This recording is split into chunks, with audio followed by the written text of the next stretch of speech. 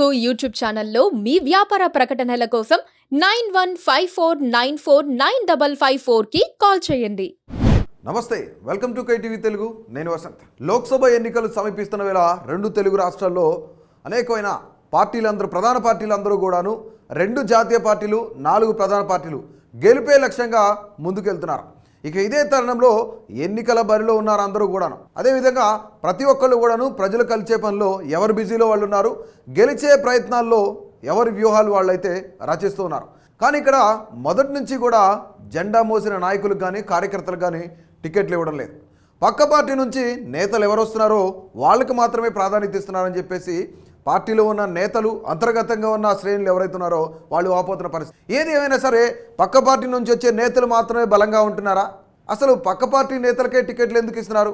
గతం నుంచి కూడాను సంస్థాగతంగా పనిచేసిన నాయకులు కానీ కార్యకర్తలు కానీ పార్టీ శ్రేణులకు కానీ జెండా మోసిన కార్యకర్తలకు కానీ టికెట్లు ఇచ్చిన పరిస్థితి అయితే లేదు. ఇక ఇదే తరుణంలో 2 తెలుగు రాష్ట్రాల్లో కూడా ప్రధాన పార్టీలన్నీ కూడాను పక్క పార్టీ నేతల వైపే చూస్తున్నాయి. అంటే పార్టీలో బలంగా ఉన్న నేతలే లేరా, వేరే పార్టీ నుంచి వచ్చే మాత్రమే వాళ్ళు బలంగా కనిపిస్తారనే దాని మీద మనం ఒకసారి ఇప్పుడు చూసుకున్నట్లయితే మనం తెలంగాణలో ప్రస్తుతానికి కాంగ్రెస్ పార్టీ నుంచి చూసుకున్నట్లయితే పట్నం సునీత మహేందర్ రెడ్డి వీళ్ళు వికారాబాద్ ప్రాంతం నుంచి వచ్చారు. వికారాబాద్ నుంచి వీళ్ళు కొంతమేర బీఆర్ఎస్లో బలంగా ఉన్న నేతలు. పట్నం మహేందర్ రెడ్డి, సునీత రెడ్డి ఇద్దరు కూడాను వైఫ్ అండ్ హస్బెండ్ కాంగ్రెస్ పార్టీలో జాయిన్ అయిన పరిస్థితి ఉంది. వాళ్ళు వచ్చి రాగానే మొదటి నుంచి ఉన్న మల్కాజ్గిరికి సంబంధించిన అనేకమైన కాంగ్రెస్ నాయకులు ఉన్నారు, చాలామంది నాయకులు ఉన్నారు. కానీ వాళ్ళల్లో ఎవరికి కూడాను టికెట్ ఇచ్చిన పరిస్థితి లేదు.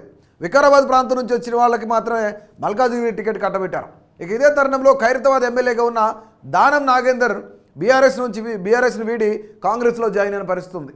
అయితే కాంగ్రెస్కి మాత్రం ఈ యొక్క హైదరాబాద్లో లేదా రంగారెడ్డి జిల్లాలో మొత్తం 2 జిల్లాల్లో కూడా కొంతమేర పట్టు లేని పరిస్థితి ఉంది. క్యాడర్ ఉన్నారు కానీ బలమైన నాయకులు లేని పరిస్థితి అయితే కనిపిస్తుంది. అయితే ఇదే తరుణంలో ఖైరతాబాద్ నుంచి దానం నాగేంద్రని తీసుకొచ్చి సికింద్రాబాద్ ఎంపీ టికెట్ కట్టబెట్టడం కూడా జరుగుతుంది.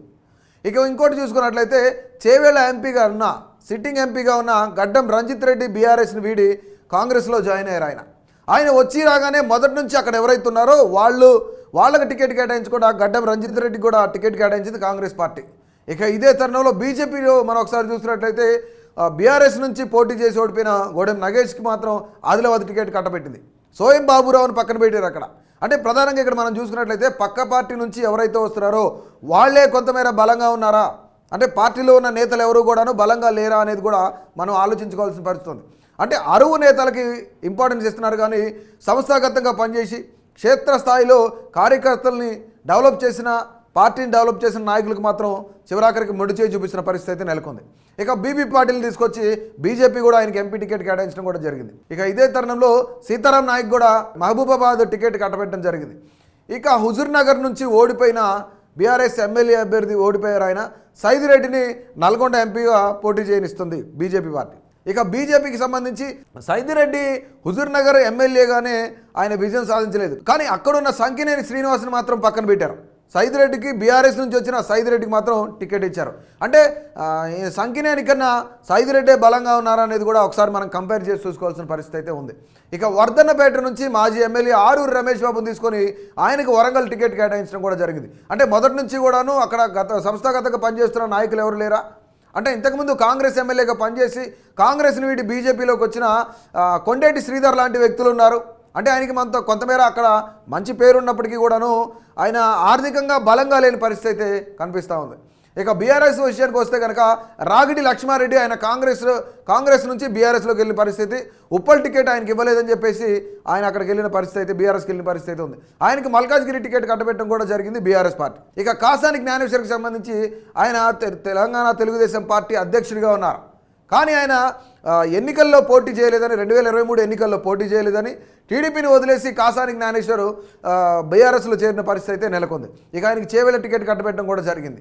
అంటే ఇక చేవేళ్లలో అనేక మంది బీఆర్ఎస్ నాయకులు ఉన్నారు, బీఆర్ఎస్ కార్యకర్తలు ఉన్నారు. అలాంటి వాళ్ళందరూ పక్కన పెట్టి కాసానికి ఇచ్చిన పరిస్థితి అయితే నెలకొంది. ఇక ఈ మధ్యనే బీఎస్పీ రాష్ట్ర అధ్యక్షుడు బీఎస్పీకి రాజీనామా చేసి ఆయన బీఆర్ఎస్లో జాయిన్ అవ్వడం జరిగింది. ఆయనకు కూడా నాగర్ కర్నూలు టికెట్ కేటాయించడం కూడా జరిగింది, ఆర్ఎస్ ప్రవీణ్ కుమార్. సో ఆయన గతంలో ఏదైతే ఎన్నికల తర్వాత లోక్సభ ఎన్నికలకు సంబంధించి బీఎస్పీ బీఆర్ఎస్ 2 కూడాను పొత్తు పెట్టుకుందామని మాయావతిని అడిగిన సందర్భంలో మాయావతి దాన్ని నిరాకరించడంతో ఆయన పార్టీకి రాష్ట్ర అధ్యక్షుడిగా ఉన్న ఆయన పార్టీకి రాజీనామా చేసి కేవలం ఒక ఎంపీ టికెట్ కోసం ఆయన పోటీ చేస్తున్నారు నాగర్ కర్నూలు నుంచి. ఇక గాలి అనిల్ కుమార్ ఆయనకు టికెట్ కేటాయించకపోవడంతో ఎన్నికలకు ముందే 2023 ఎన్నికల్లోనే ఆయన బీఆర్ఎస్లో జాయిన్ అయిన పరిస్థితి ఉంది. ఆయనకి జైరాబాద్ టికెట్ కట్టబెట్టడం కూడా జరిగింది. ఇక మనం ఇదే తరుణంలో ఆంధ్రాలో కూడాను చాలామంది నాయకులు వాళ్ళ సొంత పార్టీలను వీడి వేరే పార్టీలకు వెళ్ళిన పరిస్థితి ఉంది. వేరే పార్టీలకు వచ్చి రాగానే టికెట్ కూడా కన్ఫర్మ్ చేయడం జరిగింది ఆ పార్టీలు.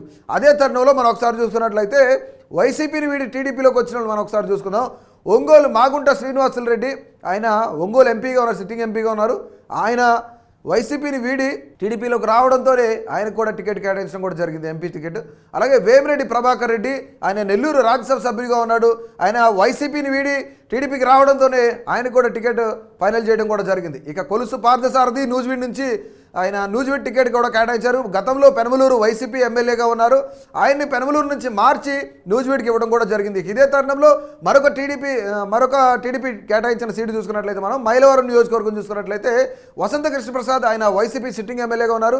ఆయనకి టికెట్ కూడా కేటాయించడం కూడా జరిగింది. అంటే టీడీపీలోకి రావడంతోనే అక్కడున్న దేవినేని అని పక్కన పెట్టి టీడీపీ అధిష్టానం వసంత కృష్ణప్రసాద్ టికెట్ కేటాయించడం కూడా జరిగింది. ఇక ఇదే తరుణంలో మనం తిరువురు ఒకసారి మనం చూసుకున్నట్లయితే నల్లగట్ల స్వామినాథ్ ఆయన గతంలో టీడీపీ నుంచి ఆయన పోటీ చేసిన పరిస్థితి అయితే నెలకొంది 2019 ఎన్నికల్లో. కానీ ఈ ఎన్నికల్లో ఆయన వైసీపీలో జాయిన్ అవ్వడంతో ఆయనకి టికెట్ కూడా కేటాయించడం జరిగింది వైసీపీ అధిష్టానం. ఇక అనకాపల్లి మనం ఒకసారి చూసుకున్నట్లయితే జనసేనకు సంబంధించి ఇప్పుడు జనసేనలో ఎవరెవరు జాయిన్ అయ్యారు ఏంటి అనేది కూడా మనం ఒక లుక్ వేసుకున్నట్లయితే అనకాపల్లికి సంబంధించి కొనసాల రామకృష్ణ ఆయన వైసీపీ అభ్యర్థిగా గతంలో ఉన్నారు.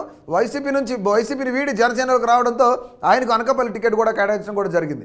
ఇక అదే తరుణంలో భీమవరం నుంచి పులపర్తి ఆంజనేయులు టీడీపీలో ఉండి ఆయన జనసేనలోకి రావడం కూడా జరిగింది. అంటే కూటమిలో ఉన్న అభ్యర్థులు అక్కడి నుంచి ఇటు నుంచి అటు మార్చుకున్నారు. కానీ మొదటి నుంచి కూడాను జనసేనలో కష్టపడిన వ్యక్తులకు మాత్రం టికెట్ దక్కలేదని చెప్పేసి కొంతమంది వాదన వినిపిస్తుంది. నాట్ ఓన్లీ జనసేన, టీడీపీ కానివ్వండి, వైసీపీ కానివ్వండి, బీజేపీ కానివ్వండి, అట్లాగే అక్కడున్న ఇక్కడున్న కాంగ్రెస్ కానివ్వండి, లేదంటే బీఆర్ఎస్ కానివ్వండి, వీళ్ళందరూ కూడాను ఈ ప్రధాన పార్టీలు అందరూ కూడాను పక్క పార్టీ నుంచి ఎవరైతే నేతలు వస్తున్నారో వాళ్ళకి మాత్రమే టికెట్ కేటాయిస్తున్నారని చెప్పేసి మొదటి నుంచి కూడాను పార్టీలో ఉన్న నేతలందరూ కూడాను కొంతమేర దీన్ని జీర్ణించుకోలేని పరిస్థితి అయితే నెలకొంది. ఇక మనం ఇప్పుడు చూసుకున్నట్లయితే జనసేనలోకి మరొక వ్యక్తి టీడీపీ సీనియర్ నేత జాయిన్ అయ్యారు. మండలి బుద్ధప్రసాద్ అవనిగడ్డ టికెట్ కోసం మాత్రమే ఆయన జనసేనలో జాయిన్ అయ్యారు. అంటే పొత్తులో భాగంగా అవనిగడ్డ టికెట్ జనసేన కేటాయించిన పరిస్థితి అయితే నెలకొంది. ఇక ఇదే తరుణంలో మచిలీపట్నం సిట్టింగ్ ఎంపీగా ఉన్న వల్లభనేని బాలశౌరి ఆయన వైసీపీ తరఫున విజయం సాధించి ఇప్పుడు ప్రస్తుతానికైతే 2024 ఎన్నికల కోసమే జనసేనలో ఆయన జాయిన్ అయిన పరిస్థితి అయితే కనిపిస్తుంది మనకి. ఇక ఇదే తరుణంలో మనం బీజేపీ ఒకసారి ఆంధ్రాలో బీజేపీ చూసుకున్నట్లయితే గతంలో గూడూరు ఎమ్మెల్యే అభ్యర్థిగా ఉన్న సిట్టింగ్ ఎమ్మెల్యేగా ఉన్న వరప్రసాద్కి వైసీపీ టికెట్ కేటాయించకపోవడంతో ఆయన కొంతమేర బీజేపీతో టచ్లో ఉండి బీజేపీ పెద్దలతో మంతనాలు జరుపుకొని ఆయన బీజేపీలో జాయిన్ అవ్వడం జరిగింది. ఆయన వచ్చి రాగానే ఆయనకి తిరుపతి ఎంపీ టికెట్ కూడా కేటాయించడం కూడా జరిగింది. అంటే మొదటి నుంచి కూడాను పార్టీలో ఉన్న నేతలకు కానివ్వండి, కార్యకర్తలకు కానివ్వండి, ఎవరైతే టికెట్ ఆశిస్తున్నారో, ఎవరైతే చాలా రోజులుగా వాళ్ళ యొక్క డబ్బు ఖర్చు పెట్టి ప్రజలను కానీ లేదంటే ఆ యొక్క నియోజకవర్గాన్ని కానీ కాపాడుకుంటూ వస్తున్నారో వాళ్ళందరికీ కూడా టికెట్లు దక్కని పరిస్థితి అయితే నెలకొంది. అంటే 2 తెలుగు రాష్ట్రాల్లో కూడా 4 ప్రధాన రాష్ట్ర స్థాయి ఉన్న పార్టీలు, ప్రాంతీయ పార్టీలు 4 ఉన్నా, 2 జాతీయ పార్టీలు ఉన్నా, ఈ 6 పార్టీలు కూడాను ముఖ్యంగా పక్క పార్టీలో నుంచి వచ్చిన నేతలకు మాత్రమే ఎక్కువ ప్రాధాన్యత ఇస్తున్నారు. మొదటి నుంచి కూడాను పార్టీలో కష్టపడి పార్టీ జెండా మోసిన నాయకులకి ఎవరికి కూడాను టికెట్ దక్కలేదు అనే అపవాదు కూడా ఈ యొక్క పార్టీలు మూటగట్టుకున్నాయి. అట్లాగే గతం నుంచి మనం చూసుకున్నట్లయితే మొట్టమొదటి నుంచి కూడాను ఇదే ప్రాసెస్ జరుగుతూ ఉంది. పక్క పార్టీ నుంచి నేతలను తీసుకురావడం, వాళ్ళకి టికెట్లు కట్టబెట్టడం, మొదటి నుంచి ఉన్న నాయకులు ఎవరైతే ఉన్నారో, మొదటి నుంచి ఉన్న నేతలు ఎవరైతే ఉన్నారో వాళ్ళందరికీ కూడాను టికెట్లు కేటాయించిన తరుణంలో వాళ్ళు తీవ్ర అసంతృప్తికి గురై పార్టీకి రాజీనామాలు చేయడమో లేదంటే పక్క పార్టీలో జాయిన్ అవ్వడం అనేది కూడా జరుగుతుంది. నిజంగా పక్క పార్టీ నుంచి వచ్చిన నేతలకు టికెట్లు కేటాయిస్తున్న పార్టీలపై మీ అభిప్రాయం ఏంటి? ఖచ్చితంగా ప్రతి ఒక్కరూ కూడా కామెంట్ చేయండి. ఇలాంటి మరిన్ని ఇంట్రెస్టింగ్ అప్డేట్స్ కోసం ఆ కేటీవీ తెలుగును సబ్స్క్రైబ్ చేయండి, అలాగే ఫాలో చేయండి. Please subscribe to subscribe to KTV Telugu. KTV Telugu. KTV Telugu. To KTV Telugu. KTV Telugu channel.